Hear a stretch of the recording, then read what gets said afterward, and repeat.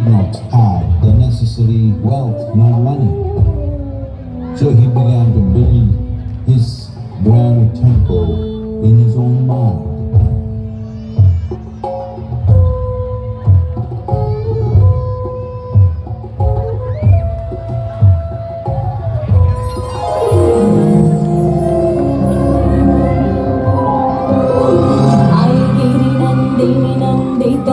विनोदिनी विश्व विनोदिनी नंदिनी